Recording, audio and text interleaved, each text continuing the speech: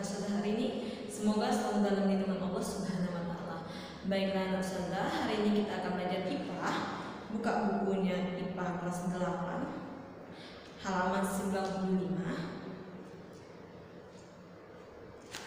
Kita akan membahas tentang struktur tumbuhan dan pemanfaatan dalam teknologi. Yang pertama kita akan belajar IPA tentang struktur tumbuhan atau organ-organ tumbuhan. Apa saja organ-organ tumbuhan di tumbuhan? Kalau di tubuh kita sudah kita pelajari. Bab pertama ada rangka, ada rangka kan, ada gerak, anggota gerak. Sedangkan kalau di tumbuhan kita akan pelajari adanya akar, batang, biji, buah, dan bunga. Untuk yang pertama kita akan bahas tentang akar. Perhatikan bukunya, buka bukunya halaman 96 dan 97. Akar berasal dari bagian embrio di dalam biji, yaitu dinamakan radikula.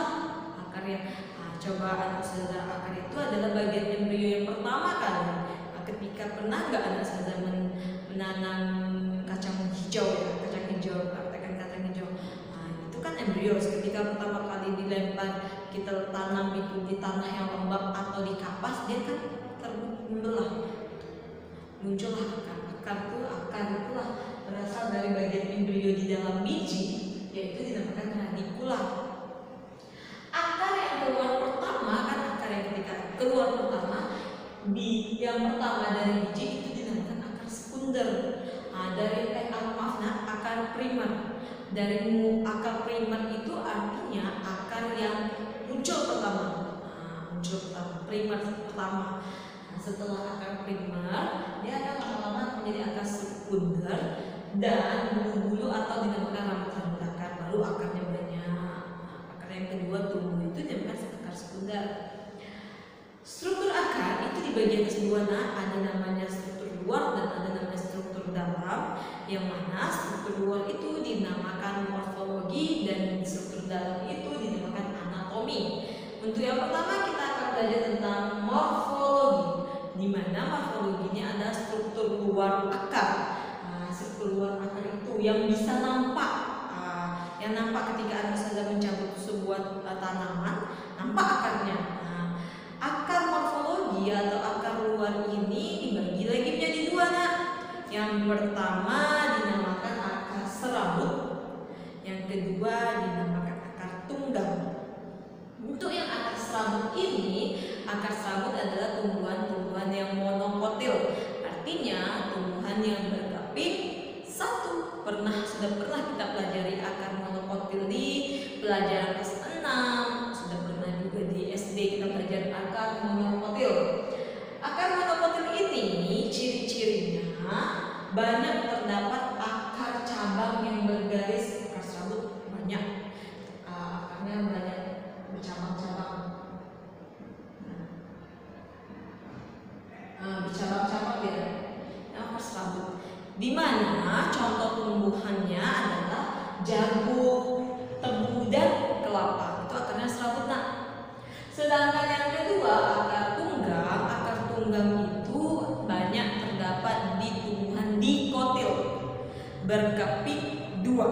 Dikotil itu berkeping dua, monokotil itu berkeping satu. Ciri-ciri akar tunggang itu bagian atasnya tebal dan meruncing ke bawah. Meruncing aja deh, tebal di atasnya. Bisa tak saja lihat di halaman 97. Bisa anak perhatikan tuh, runcing ke bawah ini banyak seperti runcing ke bawah. Akar tunggang. Di mana tumbuhan yang terdapat akar tunggang itu contohnya tumbuhan mangga, jambu biji ataupun cabai.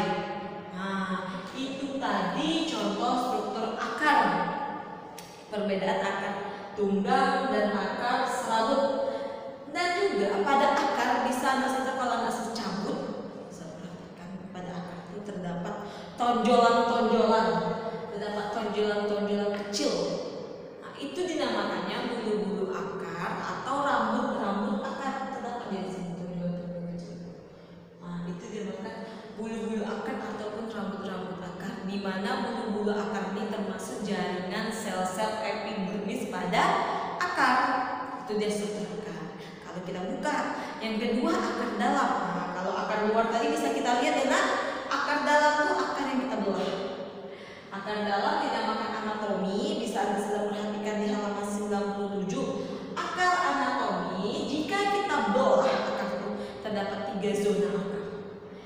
Yang pertama, tudung akar. Tudung akar ini adalah akar terletak akar yang paling bawah dan mudah rapuh.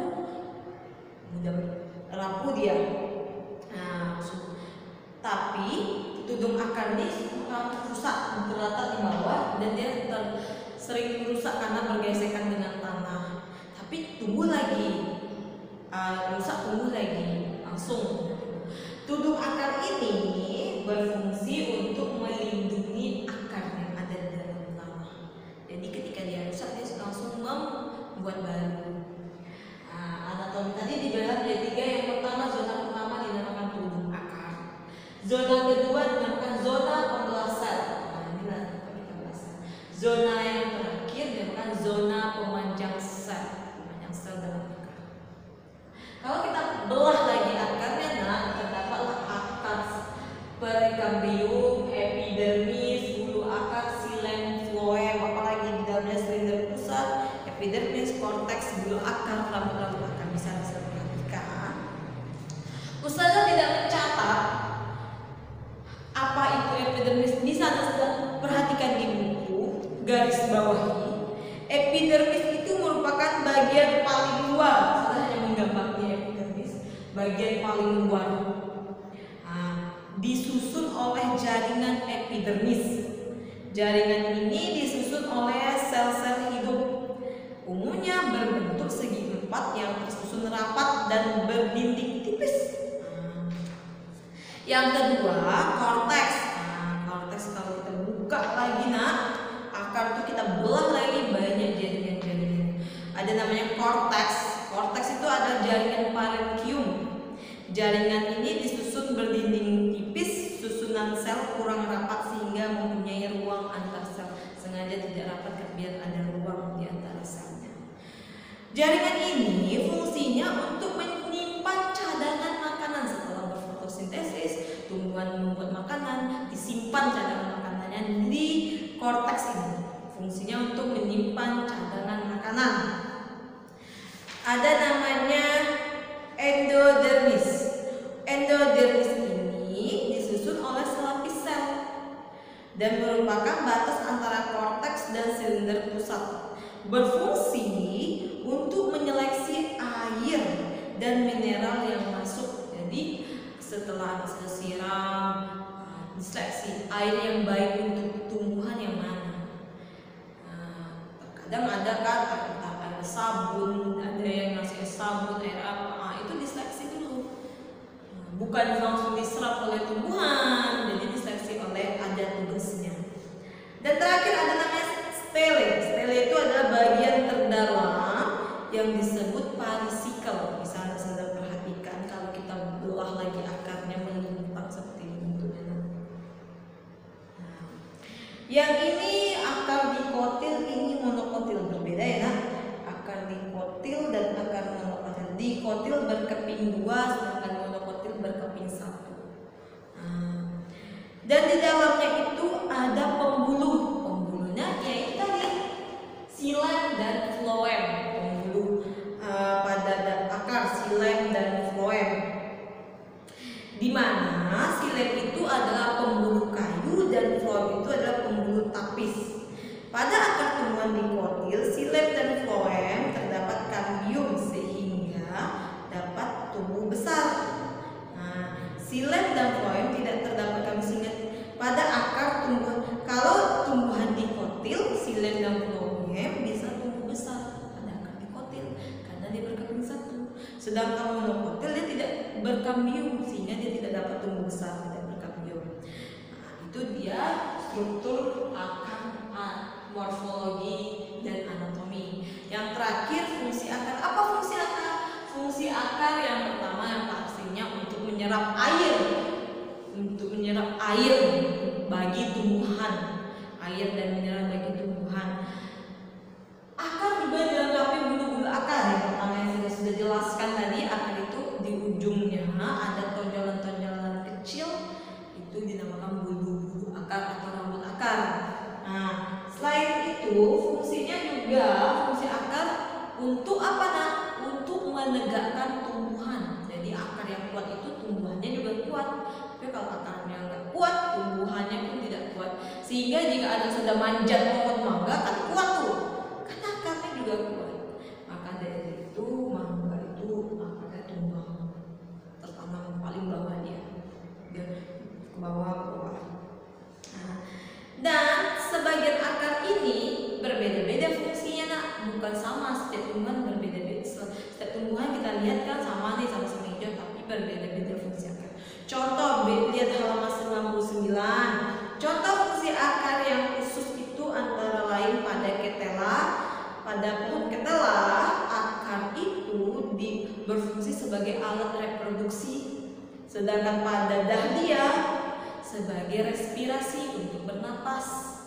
Sedangkan pada akar yang gantung pada anggrek itu untuk bernapas juga. Dan pohon beringin,